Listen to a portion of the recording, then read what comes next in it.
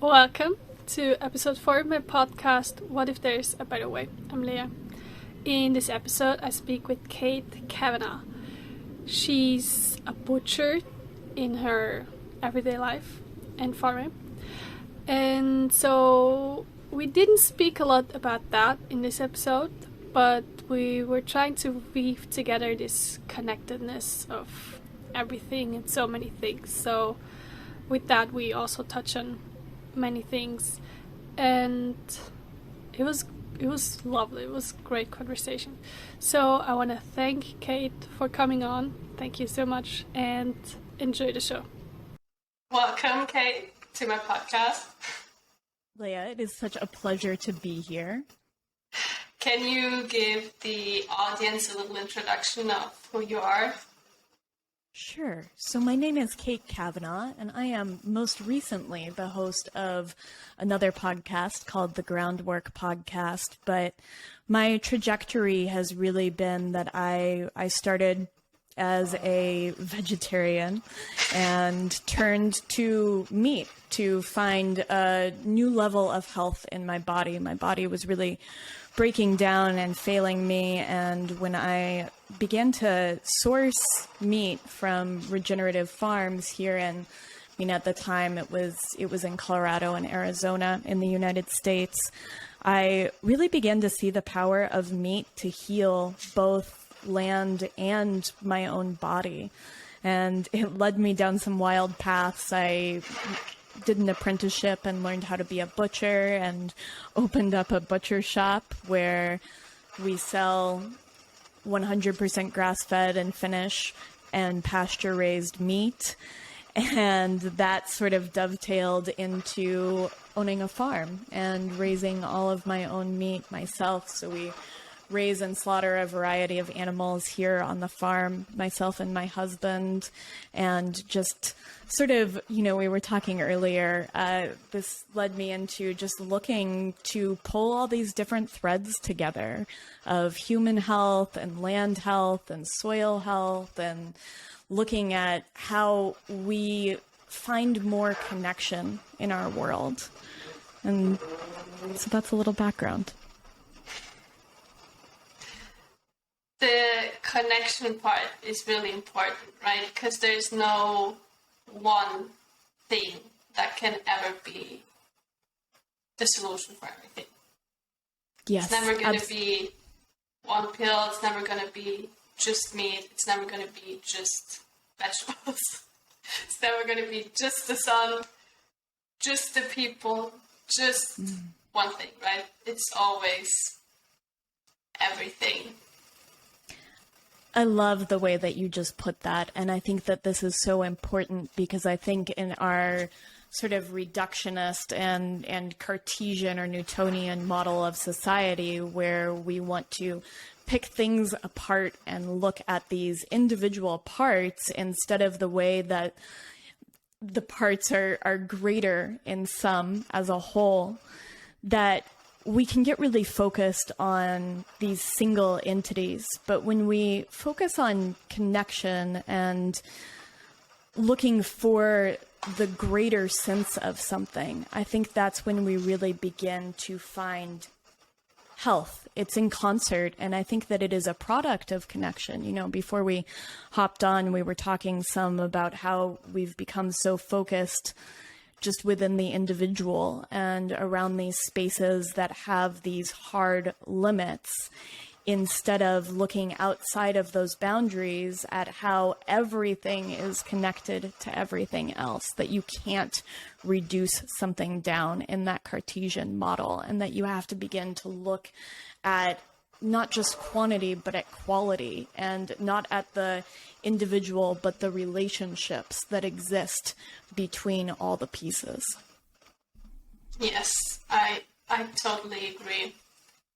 For example, I heard somebody say, my lung is not inside me, it's the trees that are outside. And yes. When you think about it, you can have your lungs, but how are you going to breathe if there's no oxygen? If somebody else is not making it for you, right? Yeah. Yeah, I love that. And I think that what's really interesting about what you just said, too, is that we see the way that the bronchial and the network of alveoli and our lungs mirror that of a tree, that there's this fractal relationship where the inside of our lungs are very similar to the branching of a tree. And here we have this relationship, not just between the oxygen that these plants are producing, that we are taking in, that is fueling our life force, but there is also an exchange of microbes as we breathe in that air and take it into our respiratory tract. And as it comes into our digestive tract and becomes part of the concert of organisms that exist on our skin and inside of our bodies that logarithmically outnumber our own human DNA. And so I think there's a lot of little relationships just inside of that idea that our lung is a tree. Yeah.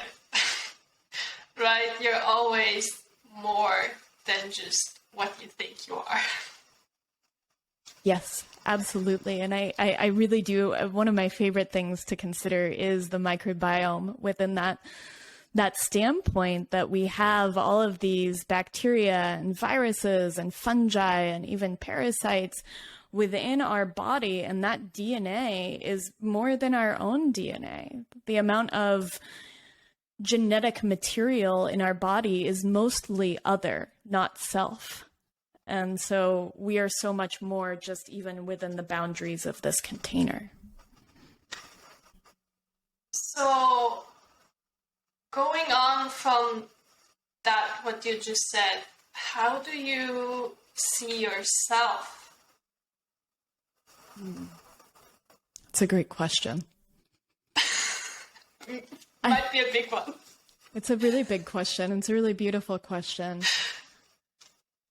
I think that for me, that idea of self is something that is evolving. And I think that like all systems on Earth, right, this being my system, my organism, I am constantly going through cycles of life, death, decay, and rebirth, that the self isn't a static entity, even just within my own perception of that, whatever that is, right? The witness that's witnessing who I am, and then who witnesses the witness, and all of these things tracing back and forth. And I think to bring in the quantum model, we know that in the act of witnessing, you change what is, right? You change the direction of an electron. And so to be the witness of self inside of a body that is so much more than just selfhood, and to see that as a vehicle, that perhaps I am just a vehicle for other organisms to be mobile throughout this world, and maybe that is my higher purpose. And it transcends any consciousness that I'm holding on to as a sort of projection of my own ego. And so I think that there's an oscillation in what is self, right? That I get trapped in my human egoic form and this tightly held sense of what is me. And at times I am able to let go and to find that space where I am just an orchestra of different organisms, and self is just this diaphanous concept within that. If that makes sense. It makes sense. Good. It's so big, right? And when you try to define yourself only by the material aspects of yourself, you lose so much. Like, you've reduced yourself to less than just a part of yourself, I think. So the best I'm trying to do is at least wander and reach for something more and try to understand. Right? Yeah. I think that this speaks to what we were speaking about earlier, that there's a reaching to for this center where all of these things connect and come together And that reaching is a lifelong process and a journey, but it allows us to find purpose in looking for something beyond the self and that connection to everything, how it's all just tied in together. It's a true mystery, right? Yes, it's a really beautiful mystery. And like, how did you come to this? Because usually people don't start out like this, right? So if you want to like let us in on a few like of your maybe significant moments on that way there. Yeah, I think it's so hard to define those waypoints on our journey that have that gravity of where they've brought us. But I think that there are a couple of things that formed this worldview. And I think it started for me very much in childhood. I had a lot of both fear and curiosity around death. And those things were competing within me, that I felt that this was something that I wanted to understand, and it felt very present in my life, in my childhood. And there was a seeking of it, but there was also an almost sensation of repulsion around it, that I wanted to avoid it at all costs, that I wanted to seek that modicum of control that is impossible, but that we as humans want to hang on tightly. And that really guided my path throughout my teenage years and into my early 20s. And I think that that sense of death is a sort of waypoint in my journey, and it really led me into meat and regenerative agriculture in this roundabout way of me avoiding it and then getting very sick as a vegetarian and finding meat again. And when I found regenerative agriculture, I started to sort of maybe peek back and peel back the veil on seeing how things connected. Suddenly, I saw that an animal within an ecosystem could begin to change that ecosystem. Just its very presence or absence could drastically shift the trajectory of that ecosystem. And we see that with the plains in America. So the North America used to be 40% prairie. And in that time, we had bison that roamed the prairie and kept this dense network of topsoil that was sequestering carbon from the atmosphere and providing this rich ecosystem for so many different life forms. And in removing the bison from that system, what happened was that ecosystem began to decay. It began to desertify, and the rich biodiversity that makes up life began to drain from it. And in regenerative agriculture, there's this goal of reintroducing a ruminant, such as a cow or a goat or a sheep or maybe even a bison, into that system in order to restore biodiversity.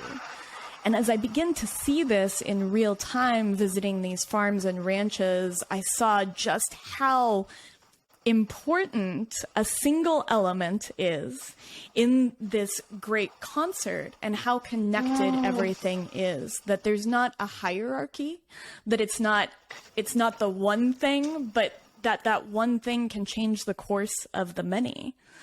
And so that began to pull together some threads. And then as I dove into nutrition therapy and really looking at nutrition, I again began to see just our single organism, the body, working in concert, and how this cascade of hormones could be affected by just the smallest input. And I think that began to pull together these connections. And as I've sought these connections, there is a seeking for, what underpins that, the sort of spiritual layer that underpins that. And I think that's some of that seeking and reaching and longing that we're talking about within this, that has really just been the last 3 or 4 years for me. I see. incredible, right? How much just one individual, be it an animal, be it a person, be it a microbe, can change so much around itself, right?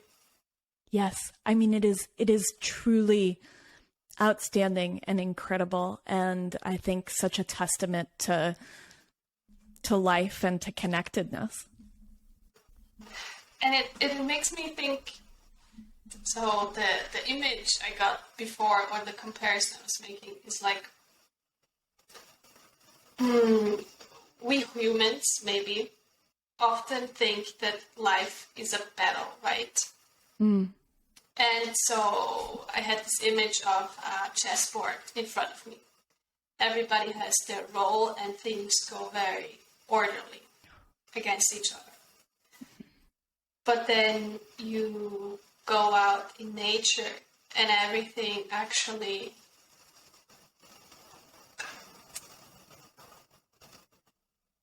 it's hard to explain. It's not that it doesn't have a purpose, but it's exploratory. It's not fighting against something. Even though animals, like mostly everything else eats something, right?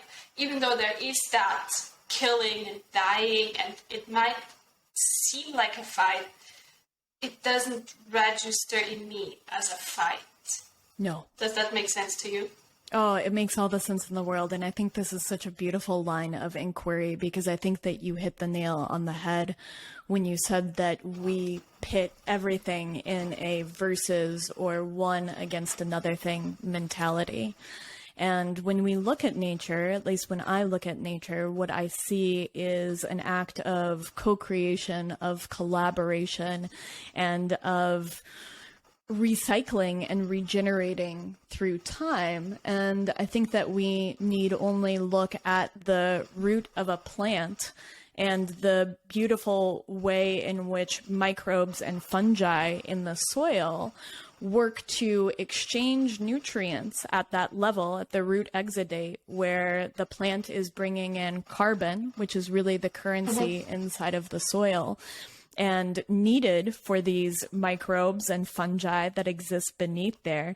And in exchange, they are bringing all of these nutrients in the form of minerals and different little things in the soil. And I think that life is in that state of reciprocity and exchange constantly. And I think even amongst animals that are killing and eating one another, there is a reciprocity of nutrients and this exchange that happens at a biological level of information. And then that sort of starts these cycles of decomposition. And so it's all a cycle, and there is no against in that same way that I think we love to categorize as humans. And I think that that is also a fairly recent phenomena. It's us against bacteria, right? We see that when bacteria comes on the scene and we have these microscopes, and suddenly we can see these little creatures, and oh, that must be what causes disease or infection or all of these things. It must be us against them. And I mean, that initial view of things was that the human body was sterile, and these were causing all of these different issues, which I mean certainly can in different levels of imbalances. And then sought this sort of us against them narrative that has really continued throughout human health and all of these different spaces. And I think that's learned from how we build culture and society, and this us against nature narrative that has taken hold over the last 10,000 years. Yes, it's probably just something we as humans have to get over in our own time. Yes, and I think that's a question, right? How do we shift into a paradigm where we can see our potential for collaboration and co-creation? Yes. You probably have to get out of fear, right? Because why else Yes. would you want to fight against somebody else that you don't understand? Or maybe you think you understand that other, but you probably don't completely. Maybe I love that. 99%, but the 1%, right? Yeah, we can never understand there? another being. Yeah. I was thinking about the word diagnosis the other day, and the etymology behind diagnosis is that root word dia means complete, and gnosis meaning knowing. And I thought about what a misnomer that is within a medical paradigm, that we would call a diagnosis a complete knowing. And I think that we as humans, we really want to be able to put our finger on the exact thing that something is. And when we can step outside of that need of the ego to identify something, to be able to hold something, and recognize that we will never have complete knowing, that there is a gift in there of learning a new way of being, or unlearning what we have been brought up in the last decades or millennia of society. I agree. There's certain parts of your daily life that you have to kind of at least keep what you are doing the way you're doing, right? It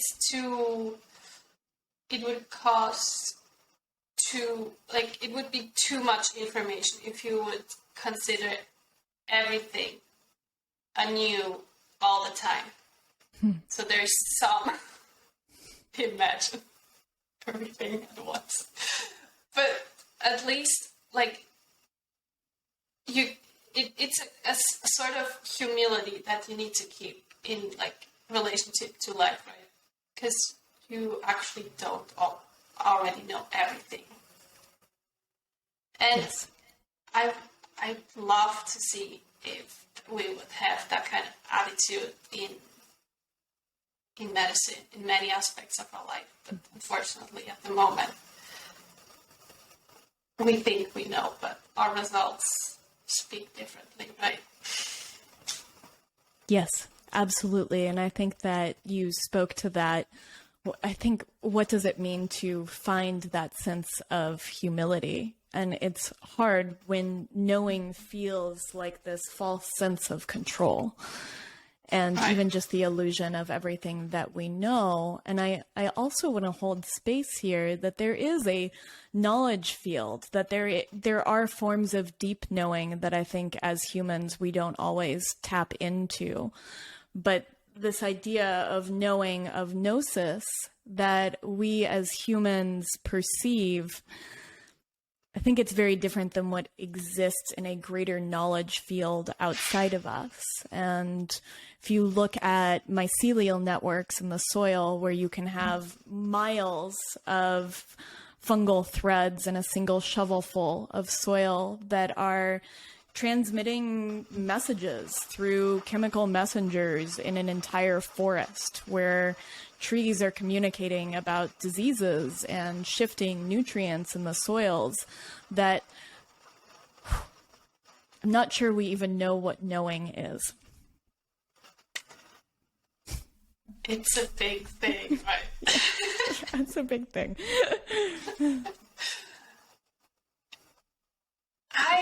We probably never fully reach it, right? And we just have to be okay with it. It's just gonna stay the reaching. Yes, I think like particles that can never truly touch, but they can just become infinitely closer and closer together. Yes. I think that's the relationship with knowing. Yes, I agree. Isn't the universe made like this? I think atoms, or atoms can touch, right? I don't know. I don't know the answer to that. I don't know for sure. I don't think that they can fully touch, but they can also pass through one another. I think that there's some some nature of paradox here, where Yeah. you are both a wave and a particle, right? I mean, that is the ultimate Yes. paradox in the universe. And I don't know I don't want to speak to the actual answer on that. Yeah, I think. I'm not sure.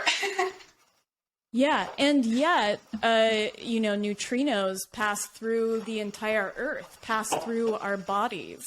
I mean, what is and isn't matter, right? When we talk about an atom, most of matter is actually empty space.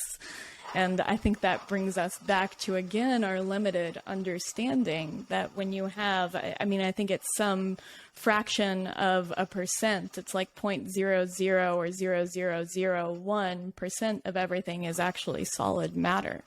And the rest is space. And I think that really calls into question how we experience reality as these sense of boundaries in, the chair I'm sitting on and the table I'm putting my hands on. Exactly.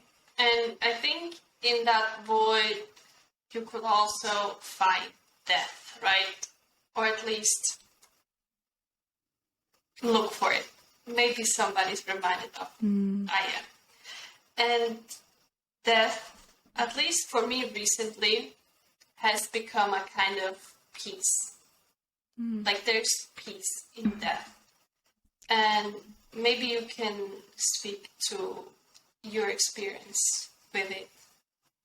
Yeah, I love that there's peace in death. I think this has been a theme for me. This relationship with death is something that I have been peeling back the layers of my whole life. And being on the farm, I had a real shift in my view of death. I've been a butcher for 12, 13 years.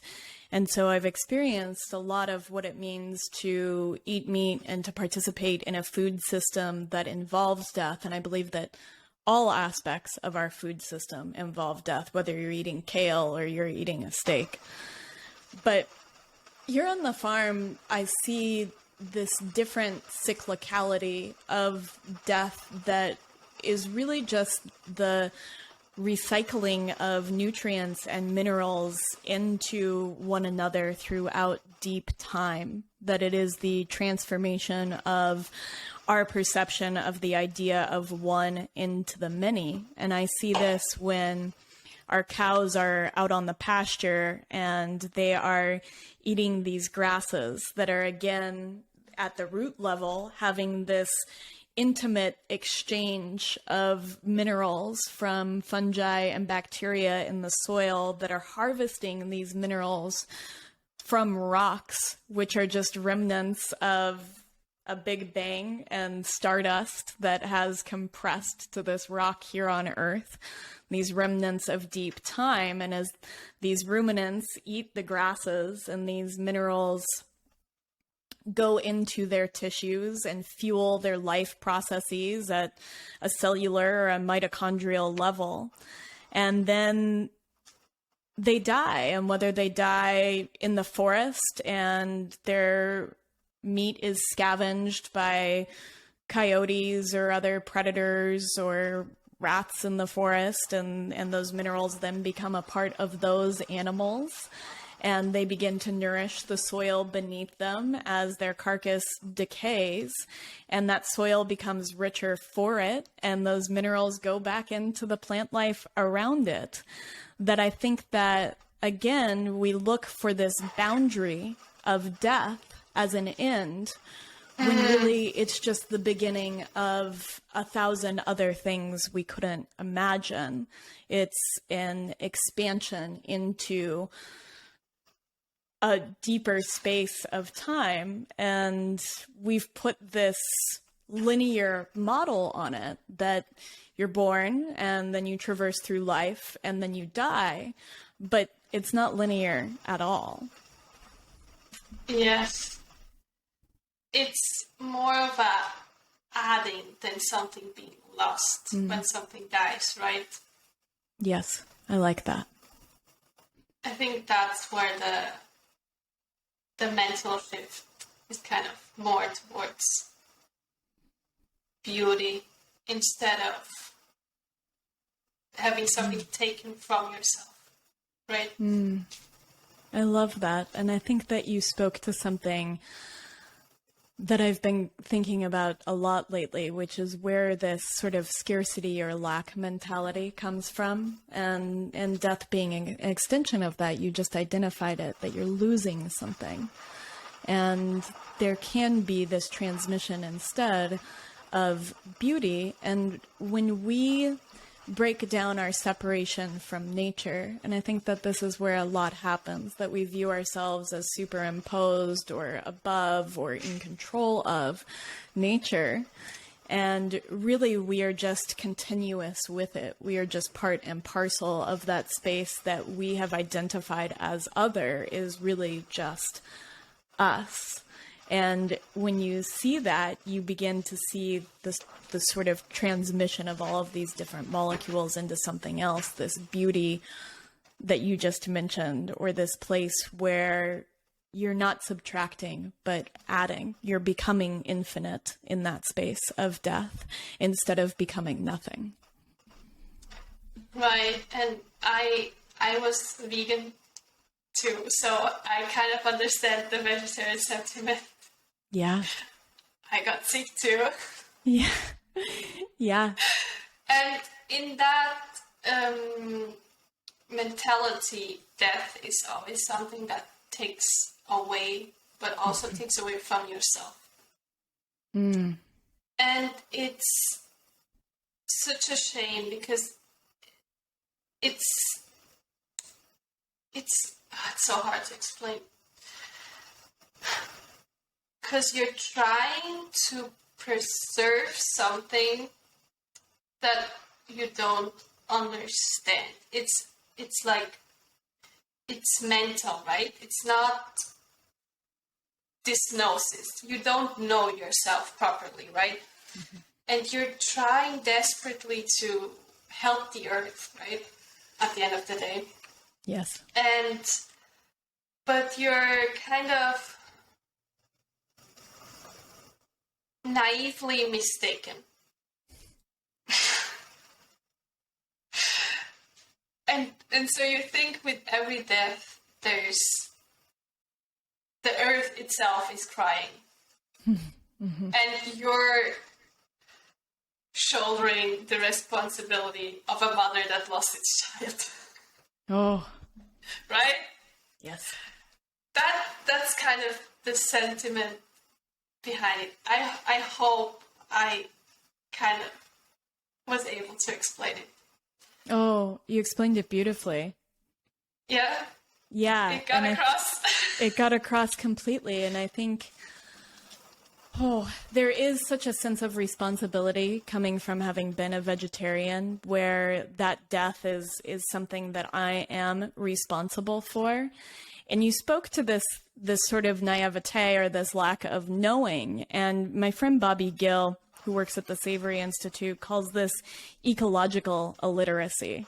That we have become so separate from nature in the way that we have built our societies and our cities and even our homes, that we lack the ability to place ourselves within this greater cycle.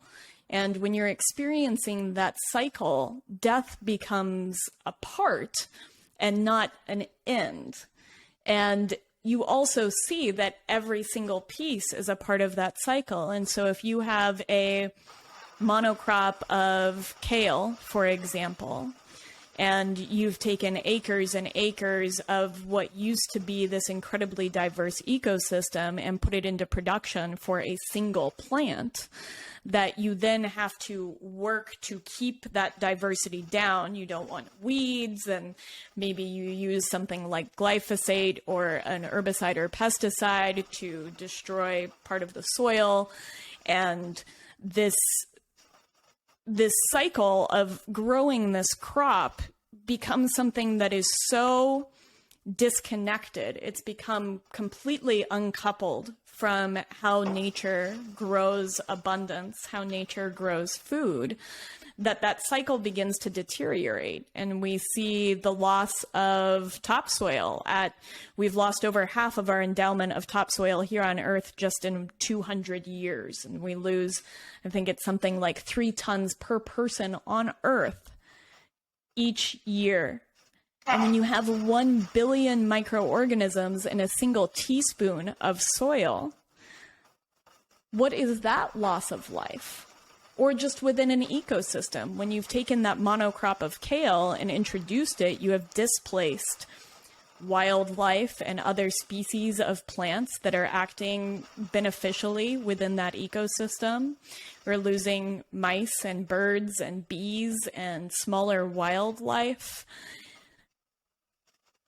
And there's this reticence to look at the chain reaction or all of the components that are working together as a whole within our food system that we're currently in, and to see that just because you remove a steak from your plate doesn't mean that you are strengthening the cycles of a natural system or that you are avoiding death. Yes, so true. And I think I was trying to think about why people are so disconnected. And I mean, most people just live in the city, right? And you're very disconnected from nature when you live there. I mean,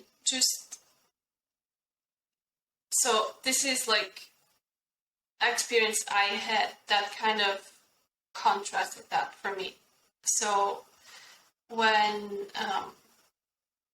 you're in the city, everything's always static. The buildings are always in the same place. The light falls in the same way. The noise is constant, right? Even that. People walk the same speed usually. Mm-hmm. They're stressed. Mm-hmm.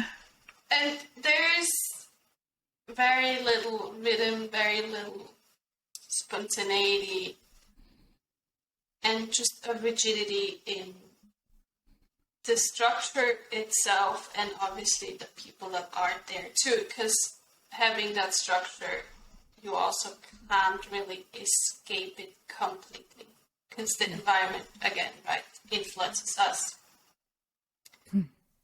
And so as a contrast, let's say you're walking barefoot through the woods or a pasture.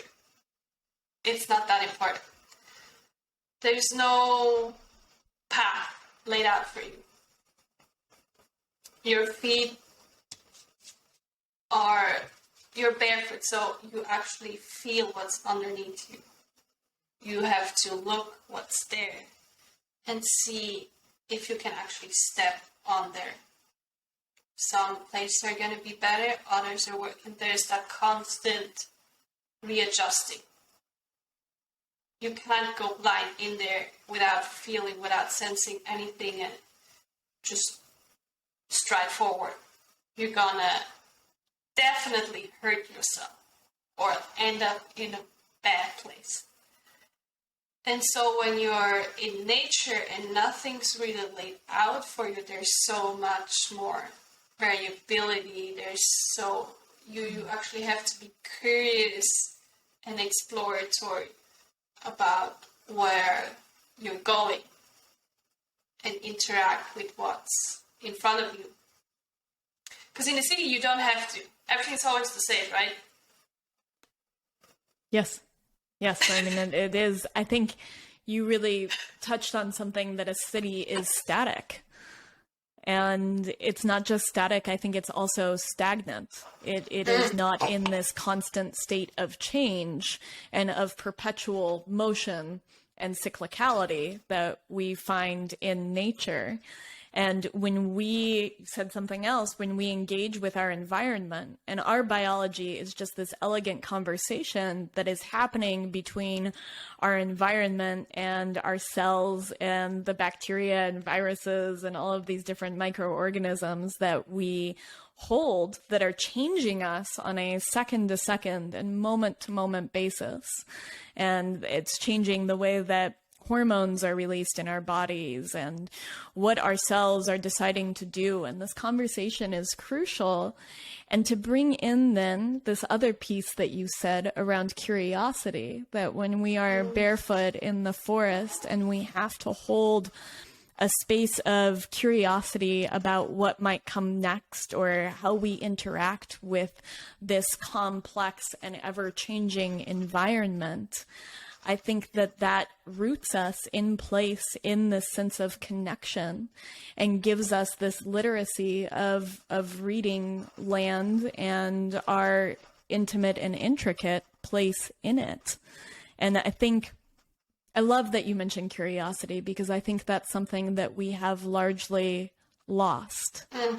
That after childhood, we have lost this sense of curiosity, which I know in my life has been a guiding force for exploration and for getting excited about connection and connecting outside of myself. Because when we are raised in this space where there's an us against them or anti-mentality, I think one of the antidotes to that is curiosity.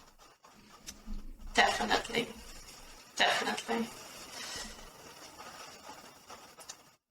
Where in your life do you think you're most curious?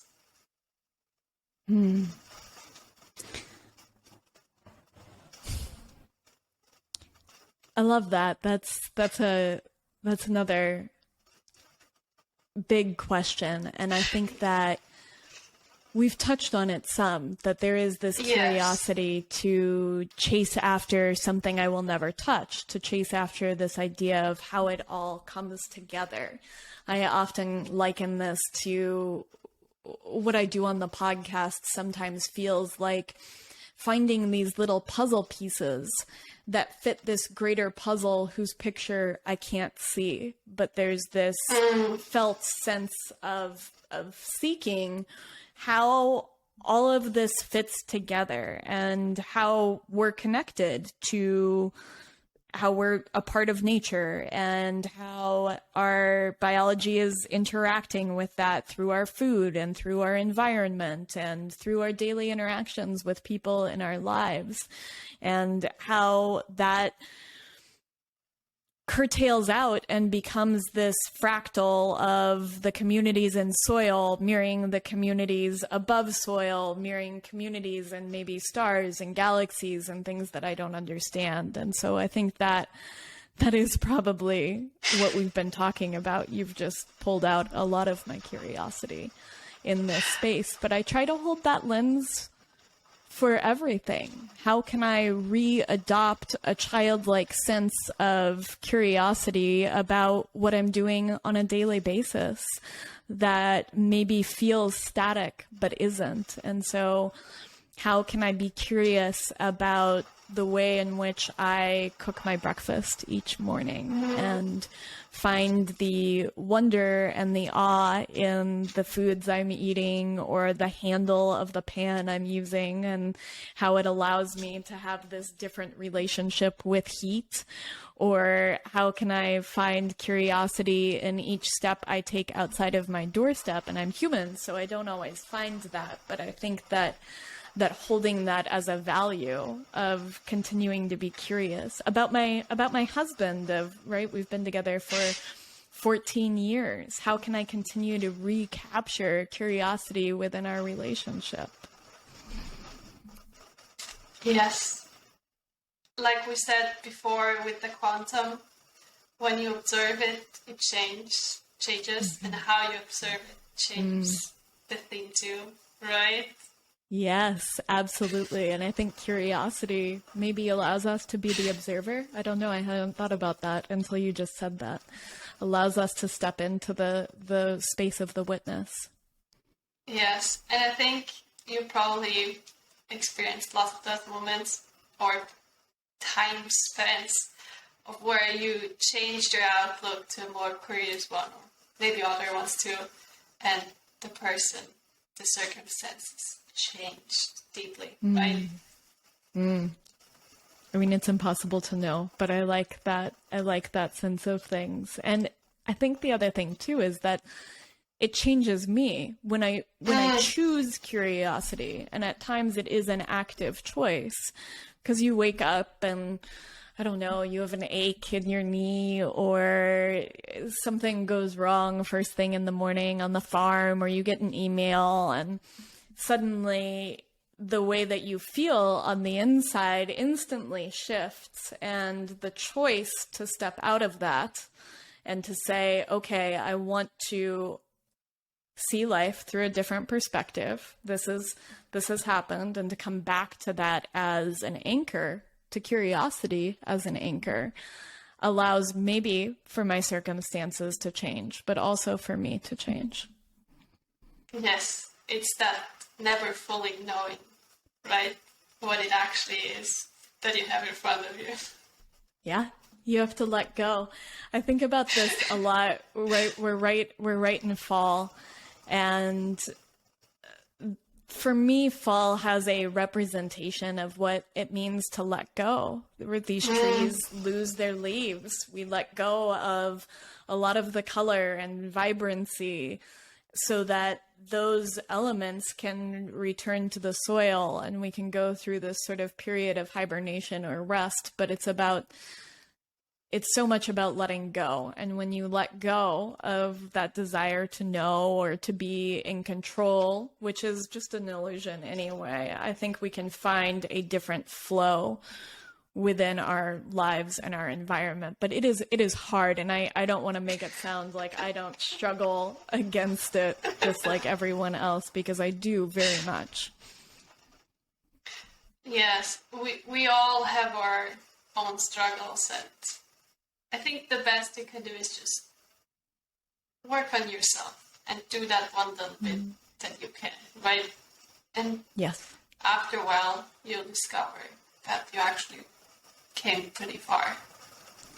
Yes, absolutely. And it's changing that one little bit at a time, and it's choosing it. And I think I heard something recently that I thought was really beautiful, and it was something that is attributed to Albert Einstein, but I heard it through Zach Bush. And he said, you can either choose to view everything as a miracle or nothing as a miracle, but there's really no space in between. And you know, the word miracle is hard for me to put my finger on, but when I choose to view everything as connected and as just unimaginably complex and juicy, and I don't know if that defines a miracle, but that decision really changes on a daily basis how I feel about everything around me. I get what you're saying.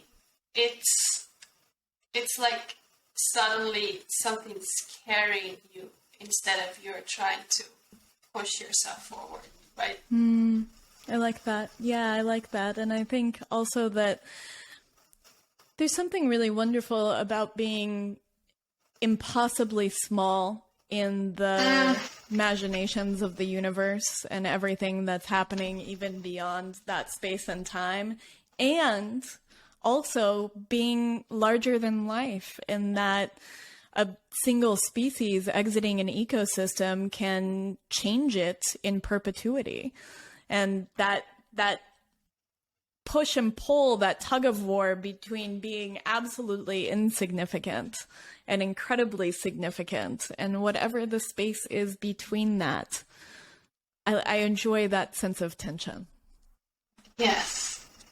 It reminds me of the death conversation we had before. And it's again that recycling, being reborn, and just that adding on and transforming again and again, and just just living, right? Yes. At the end of the day, just living fully. Yeah. Living fully is an act of transformation on a second-to-second basis, and it's happening inside of your cells anyway. The lining of your gut turns over every 3 to 4 days. that act of transformation feels unimaginable to me. The rate at which you replace cells and grow new organs, that turnover that is in constant movement. Again, we're coming back to this idea that there is movement and motion and potential as opposed to stagnation and isolation. And that movement and potential is created in our connection to everything else, and the connection of the cells in our bodies to one another, and the connection out to our environment that is informing them what hormones to release, what chemical messengers to send. Yeah, you said you were recently looking into the cycles of the minerals, right? And they kind of connect here really well, I think. So do you want to speak a little bit more on that too? Yeah, I mean, that was really what I talked about in that death cycle, right? That we can actually trace the cycle of minerals through all of these spaces, giving us and our tiny human minds a sense of concreteness about what might be being transmitted. And so I kind of had that idea of looking at the way that fungi and bacteria are harvesting minerals from rocks that are this representation of deep time and this leftover from stardust of the universe, and the way that that is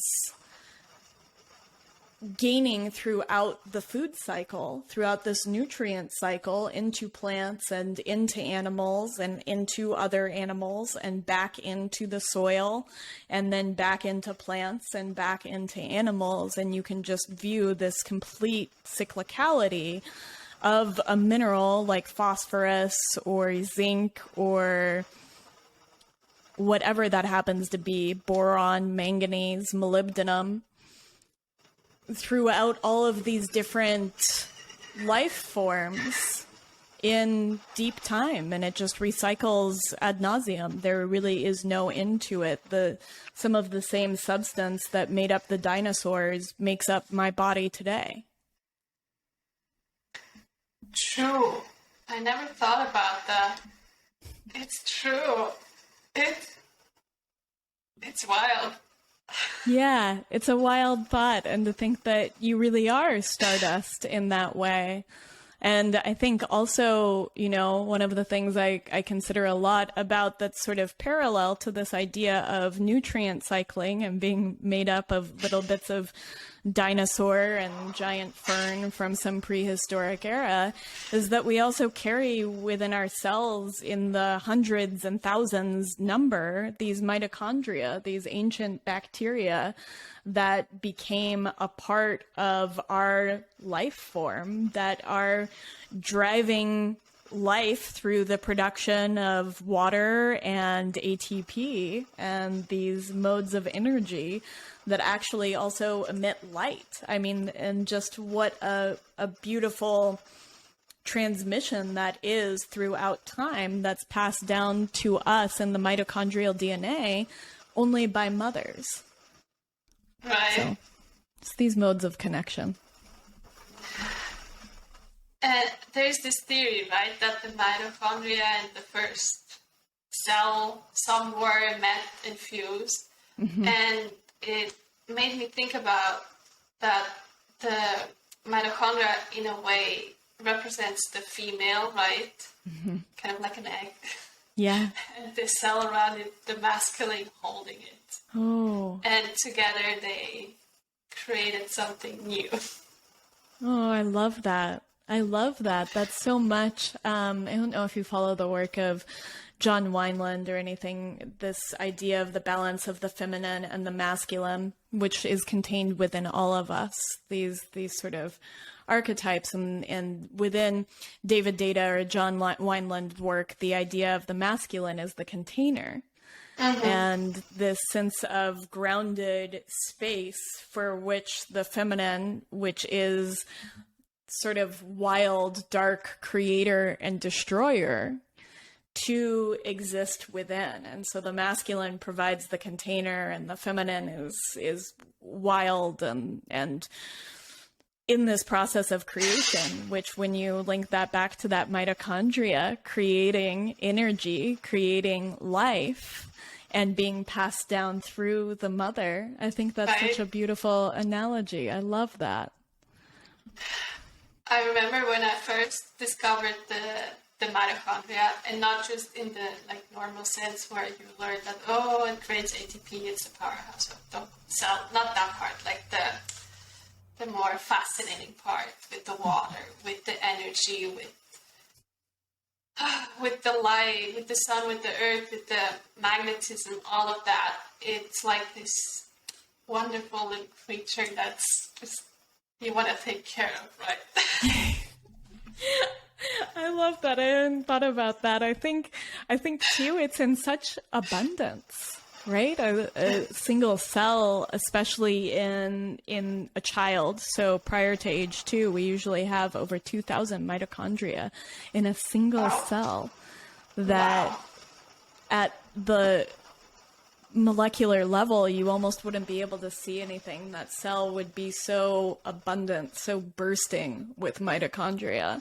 And I think that we're only just beginning to maybe understand the tip of the iceberg on what this relationship means to our organism. Yes, it's so interesting. What has been one of your favorite parts about the mitochondria?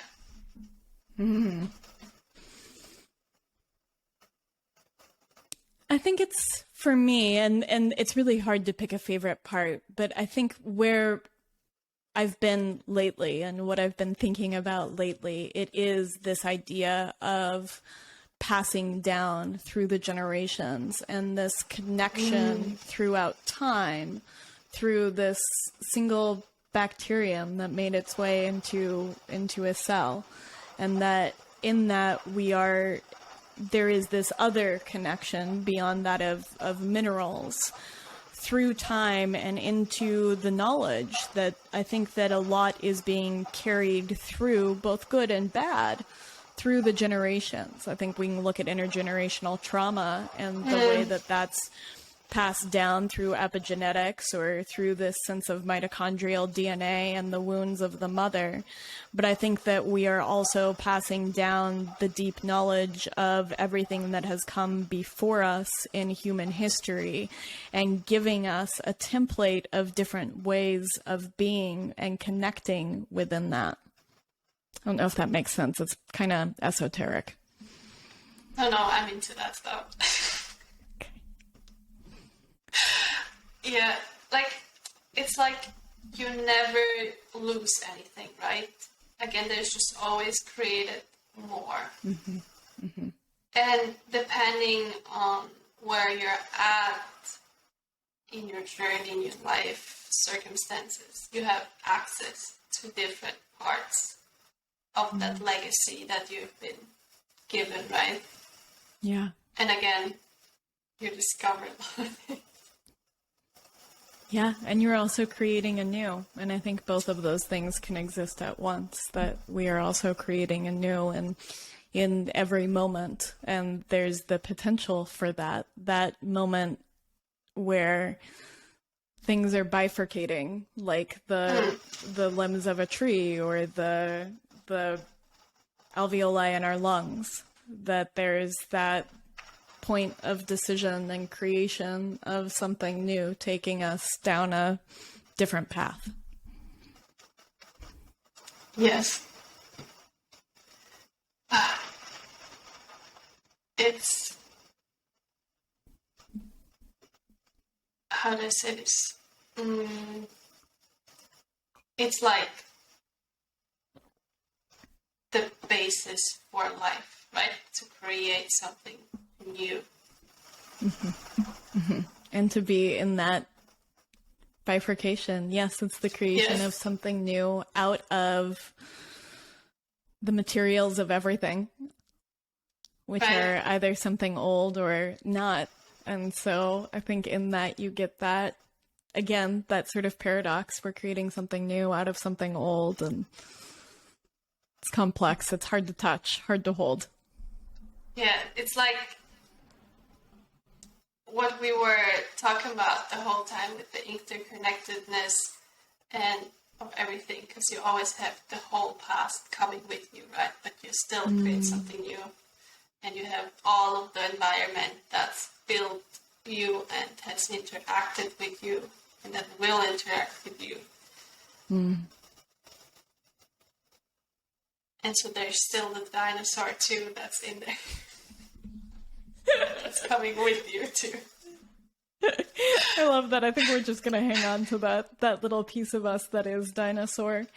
No, I love that. And I think it is that creation of something new and the death of something old. And I've been thinking as I've journeyed through the last several years and how much we change. And I think you're at that age too. There's a lot of change in selfhood between the ages of 22 and 35. There's just this constant shedding of skin and growing and becoming smaller and growing. And I think that in many ways, those are these tiny deaths of self, that we experience this death on a personal level of who we are as we step into the space of who we are becoming. Right. And again, death bringing out more than there was before. Yes. Again. Yes. I love that, because that's so true. That death of who we were brings out a more robust sense of us. Beautiful. I think that's a good point to end. What do you think? I think that's fantastic. I think that this has been a really wonderful, you're a beautiful conversationalist. And so this has been really gorgeous. And you've brought in some fantastic threads that I'm going to have to ruminate on a little bit. It was great talking to you. Yes. I hope you come back on. Absolutely. I'm here. You know where to find me. And Leah, this has just been such a pleasure. Do you want to tell people where they can get more of you or how they can get in touch with you? Yeah, absolutely. So you can mostly find me at the Groundwork Podcast, where you can listen wherever you listen to podcasts, or by going to groundworkcollective.com. And you can find me personally mostly on Instagram at Kate, Kate_Kavanaugh, Kavanaughh.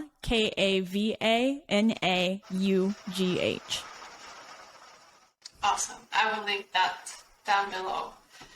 Perfect. And I think people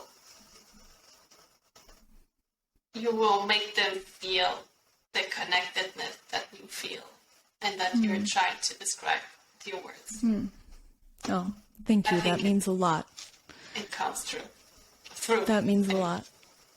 This was such a pleasure. I just enjoyed this immensely. And like I said, I felt connected to you within this space. And it's a special thing being across oceans. And so I'm really grateful for this opportunity. Thank you so much for coming on. I'm so glad you came. Yeah.